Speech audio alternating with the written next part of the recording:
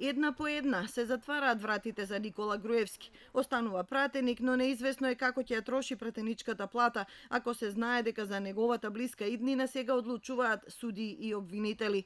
Без оглед на тоа, јавноста останува поделена во оценките на неговата улога во партијата и во државата. Едните препознаваат херој, роден да обединува и да го води својот народ.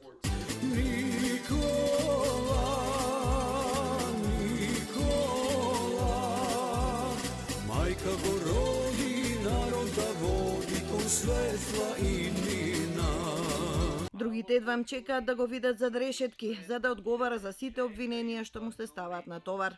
И едно јутро око 7 сати пробуди ме моја мила мати. Ајде Никола, за те влада ние, за тебе су затворске челие.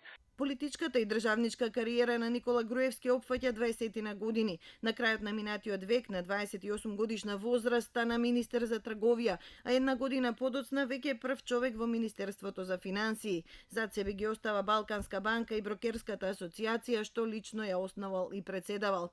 Груевски важи за реформатор, воведува ДДВ, фискални сметки, кампања купувајте македонски производи, а паралелно се множат афери. За почеток, штетниот договор со ОКТА, што чинеше македонската држава $70 милиони и контроверзите околу националната платежна картичка, а подоцна и други. За познавачите, изборот за лидер на Конгресот во Охрид 2003 е сосема очекуван, особено што зад него застана неприкосновениот Љупчо Георгиевски. Ќе го зачуваме единството и заедништвото на нашата партија. Македонија и идеите на ВМРО се поважни од сите меѓучовечки разлики и поделби. Лидерството не го стартуваше најсјајно, изгуби едни председателски едни локални избори, се обкружи со нови лица кои освен партиски му беа и лично лојални. Од старото партиско ткиво се создадоа нови партии, меѓу кои ВМРО Народна на Љупчо Георгиевски, што уследи потешката караница во хотелот Панорама. И покрај тоа 2 години подоцна Груевски ги добива наредните парламентарни избори. Потоа бележи победи на 10 изборни циклуси. Неговата партија владее неприкосновено, од локално преку централно до председателско ниво. Уште во тие први години од неговото владење, пиар тимот настојува да го прикаже како вреден млад човек што работи 24/7 за својата татковина. Човек од народот живее скромен живот, оди пешки на работа во владата, чека на семафор зелено светло, се поздравува со познатите додека силното обезбедување не се гледа. Никола! Никола! Воведе рамен данок, ја намали невработеноста од 38 на 23%. Постојано инсистираше на странски инвестиции, а во тоа време македонските државјани почнаа да патуваат низ Европа без визи.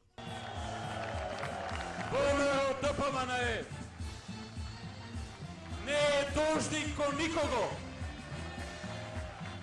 освен кон оние кои му ја дадоа довербата, оние од кои произлезе и за кои постои. Тоа е народот, тоа се граѓаните на Република Македонија. Неговите критичари му го демнеа секој чекор, ги ловеа неговите лапсуси.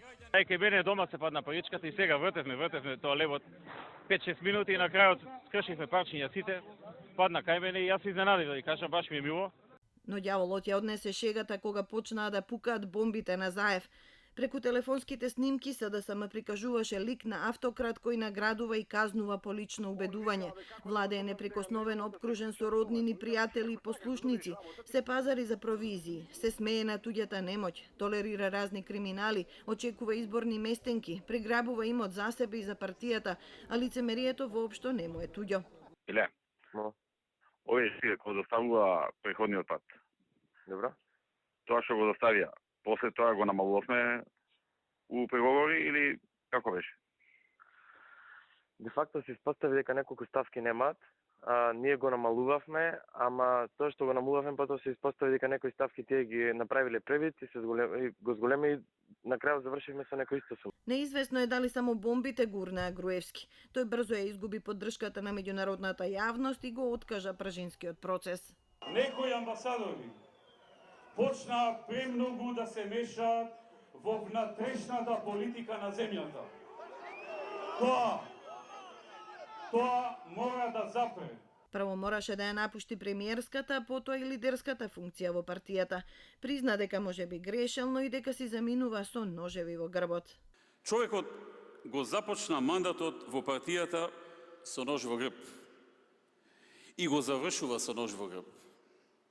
Го коригирав и му реков дека не е во право и дека го завршувам не со еден, туку со повеќе и не ножеви, туку ножиња во грб. Сега е речиси секој ден во суд. Има правосилна пресуда од 2 години и повеќе годишна запретена казна.